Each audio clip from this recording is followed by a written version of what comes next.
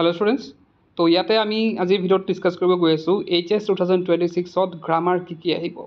তো আমি গ্ৰামাৰ কি আহিব হেতু জনাটো প্ৰয়োজন কাৰণ গ্ৰামাৰ যেহেতু 20 মাৰ্কস থাকে তো সেইখিনি যদি আমি এতিয়াৰ পৰা প্ৰেক্টিস কৰি থাকো তেন্তে আমাৰ এক্সামত মানে 20 মাৰ্কস পাবলৈ সক্ষম হ'ম। বহুত ছাত্ৰ-ছাত্ৰীয়ে কি কৰে তেওঁলোকে পৰীক্ষাৰ আগত প্ৰেক্টিস কৰে যাৰ বাবে তেওঁলোকৰ সেইখিনি ক্লিয়াৰ নহয় আৰু গ্ৰামাৰত বহুত নম্বৰ যায়। গতিকে আজি পাঁচ যদি আমি স্টাৰ্ট কৰো আমি যদি আজি সিলেবাসটো পৰা স্টাৰ্ট কৰো কমসে কম আমাৰ সদায় যদি আমি দুটা গ্ৰামাৰো বা তিনটা গ্ৰামাৰো প্ৰেক্টিস কৰো পৰীক্ষালৈ ধুনীয়াকৈ আমাৰ হৈ যাব। যি কি নহওক ইয়াতে চোৱা তোমালোকৰ দেখিলা অলৰেডি মই ক'লো যে 20 মাৰ্কসৰ আহিব। তো ইয়াতে আহিব প্ৰথমতে আহিব নেৰেশ্যন। তো ইয়াতে কথাটো হ'ল যে আমি ইয়াতো এইটো কথা ডিসকাস কৰিম যে ক্লাস 9 আৰু 10 ৰ পৰা কি আহিব। তো ইয়াতে চোৱা প্ৰথমতে আহিব নেৰেশ্যন। তো নেৰেশ্যন আহিব দুটা কৰিব লাগে। তো ইয়াতে অপশন থাকিব তিনটা আমি দুটা কৰিব লাগে। নেৰেশ্যনৰ ক্ষেত্ৰত আমি এটা বস্তু চাওঁ যে যদি মানে আগত যেনেকৈ আমাৰ ক্লাস 10ৰ নেৰেশ্যন আছিলে ওৱান লাইনাৰ আছিলে এক লাইন আহে কিন্তু ইয়াতে দেখিছা তোমালোকে 2 × 2 4 আছে 4 মাৰ্কস আছে মানে এটাতে কি আছে 2 মাৰ্কস আছে। গতিকে ইয়াতে কি থাকে দুটা সেন্টেন্স থাকে তাৰে আমি কি কৰিব লাগিব নেৰেশ্যন কৰিব লাগিব। তো দুটা সেন্টেন্সৰ কেনেদৰে নেৰেশ্যন কৰিব লাগে এইখিনি মই শিকাই থৈছো অলৰেডি। তোমালোকে যিকোনো টপিক গ্ৰামাৰ যিকোনো টপিক সাৰ্চ কৰিলে ধৰা নেৰেশ্যন সাৰ্চ কৰিবা। তো নেৰেশ্যন বুলি মাৰি পেলাই ইউ কেন লাৰ্ণ লাষ্টত টাইপ কৰি দিবা ইউটিউবৰ সাৰ্চ কৰোঁতে তেতিয়া আমাৰ ভিডিঅ'বিলাক তোমালোকে পাই থাকিবা। তো ইয়াতে চোৱা নেৰেশ্যন ইয়াত আহিব কি দুটা সেন্টেন্সৰ আহিব আৰু 2 মাৰ্কস থাকিব। নেক্সট আহিব আমাৰ ভয়েসত আমাৰ থাকিব 3 মাৰ্কস আৰু প্ৰত্যেকটাত 1 কে থাকিব। তো ইয়াতে আমি যদি চাওঁ 6টা অপশন থাকিব তাতে 3টা কৰিব লাগে।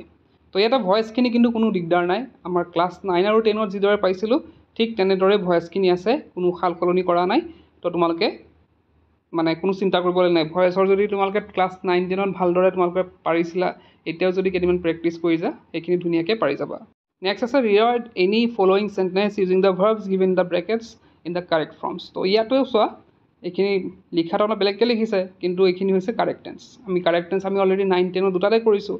তো কাৰেক্ট টেন্স আহিব আমাৰ 5টা কৰিব দিব 5টা আছে দেখিছা 1 × 5।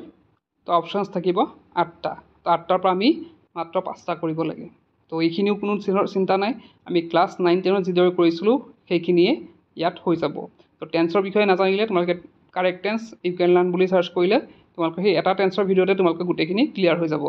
নেক্সট আছে 8 নম্বৰ আমাৰ কৰিব দিব প্ৰিপজিশ্যন। তো প্ৰিপজিশ্যন আমি 9 10ত অলৰেডি কৰি আহিছোঁ সেইখিনি কথাই মানে 9 10ত কৰি অহাখিনি আহিব। তো ইয়াতে 4টা ইয়াতে অপশন থাকিব 7টা আমি মাত্ৰ 4টাহে কৰিব লাগে। তো আমাৰ নেক্সট কুৱেশ্যনটো দেখিছা ইয়াতে ডু এজ ডাইৰেক্টেড আমি পাইছিলোঁ ক্লাস 9ত মনত আছে তোমালোকৰ হয়তো। তো ক্লাস 9ত আমি ডু এজ ডাইৰেক্টেড পাইছিলোঁ য'ত আমাক টেগ কুৱেশ্যন কৰিব দিয়া হয় ইণ্ট্ৰগেটিভ কৰিব দিয়া হয় আস্ক কুৱেশ্যন কৰিব দিয়া হয়।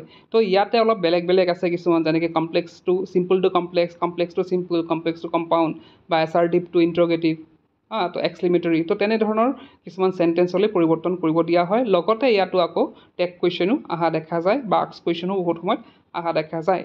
তো আমি ক্লাস 9ৰ লগতে এইখিনি আমি প্ৰেক্টিছ কৰিব লাগিব আস্ক কুৱেশ্যন মানে আস্ক কুৱেশ্যন টেগ কুৱেশ্যনটো প্ৰেক্টিছ কৰিব লাগিবই ইণ্ট্ৰগেটিভ প্ৰেক্টিছ কৰিব লাগিব কিন্তু চিম্পল কম্পাউণ্ড কমপ্লেক্স আৰু আমাৰ সেন্টেন্সত এছাৰ্টিভ টু ইণ্ট্ৰগেটিভ কেনেকৈ নিয়ে এক্সক্লেমেটৰী কেনেকৈ দিয়ে তো সেইখিনি আমি প্ৰেক্টিছ কৰিব লাগিব।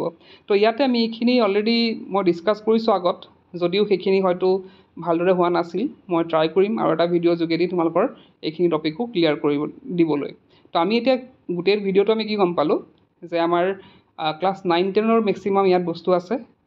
নেৰেশ্যনো আমি যদি চাওঁ নেৰেশ্যন আমি আগত পাই আহিছোঁ যদিও ইয়াতে দুটা সেন্টেন্স একেলগে দিছে যিহেতু অলপ কনফিউজ লাগিব পাৰে গতিকে সেইখিনি আমাৰ শিকিব লাগিব আৰু এইখিনি যোনখিনি ডু এজ ডাইৰেক্টতে দিছে নতুন বস্তুখিনি সেইখিনি আমি অলপ চাব লাগিব।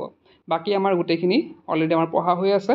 আমি যদি অলপ চেষ্টা কৰোঁ আমি নিশ্চিতভাৱে আমি ইয়াৰ 20 আউট অফ 20 আমি পাব পাৰিম আৰু যোনটোৱে আমাক কি কৰিব ইংলিছত লেটাৰ পোৱাত সহায় কৰিব। তো আজিৰ ভিডিঅ'ত এইখিনি আছিলে তোমালোকে চিলেবাছটো বুজি পাইছা নে তোমালোকে জনাবা কমেণ্ট বক্সত। আজিৰ ভিডিঅ'ত শেষ কৰিলোঁ কি পঢ়িছে